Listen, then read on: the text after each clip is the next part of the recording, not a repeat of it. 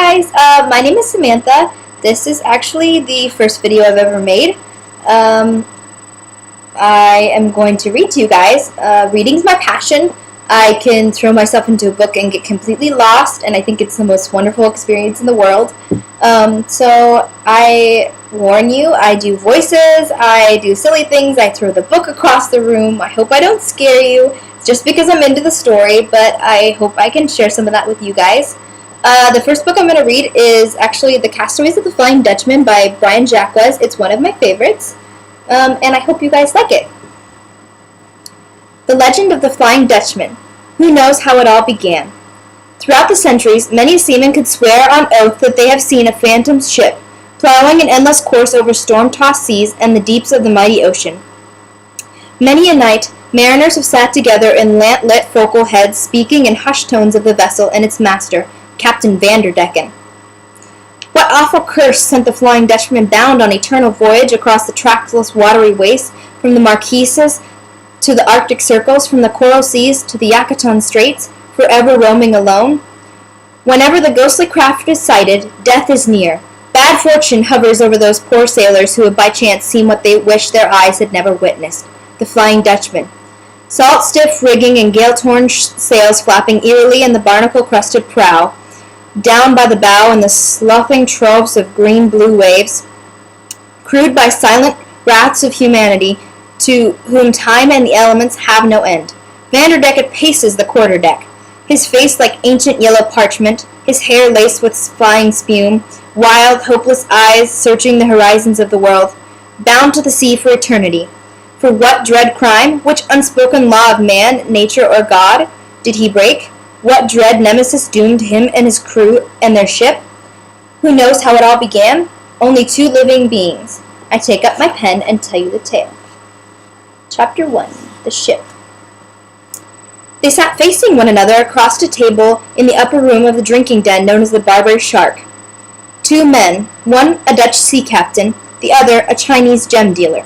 Muffled sounds of foghorns from the nighttime harbor mingling with ruckus seaport din outside passed unheeded. A flagon of fine gin and a pitcher of water close at hand also stood ignored. In the dim, smoke-filtered atmosphere, both men's eyes were riveted upon a small blue velvet packet which the gem dealer had placed upon the table. Slowly unwrapping the cloth, allowing the large emerald to catch facets of the golden lantern light, it shimmered like the eye of some fabled dragon.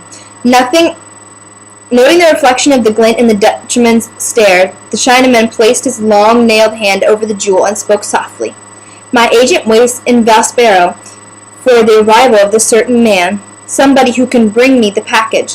It contains the brothers and sisters of this stone.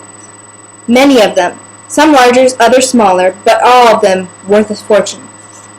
Riches to fire a man beyond his wildest dreams. He who brings the green stones to me must be a strong man, a commanding and powerful, able to keep treasures from the hands of others. My friend, I have eyes and ears everywhere on the waterfront, and I chose you because I know you to be such a man. The captain's eyes, bleak and gray as the winter seas, held the merchant's gaze. You have not told me my reward, what my reward will be for the task. The gem dealer averted his eyes from the captain's fearsome stare. He lifted his hand, exposing the emerald's green fire. This beautiful one, and two more upon delivery. The Dutchman's hand closed over the stone, and he uttered a single word. Done. The boy ran, mouth wide open, gasping to draw in the fog-laden air. His broken shoes slapped wetly over the harbor cobblestones. Behind him, the heavy, well-shod feet of his pursuers pounded, drawing closer all the time. He staggered, forcing himself to keep going, stumbling through pools of yellow tavern light and on to the milky, muffling darkness. Never would he go back. Never again would the family of his stepfather treat him like an animal, a drudge, a slave.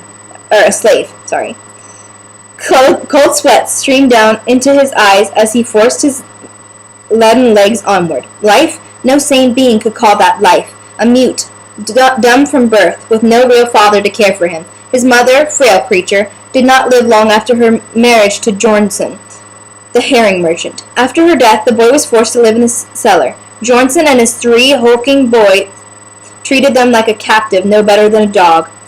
The boy ran with the resounding clatter of Bjornson's sons close behind him.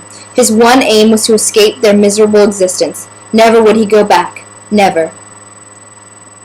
Scar-faced Burmese seaman crept swiftly downstairs, where he joined four other at a darkened corner of the Barbary Shark Tavern. He nodded his cohorts, speaking, "Capitan, come now."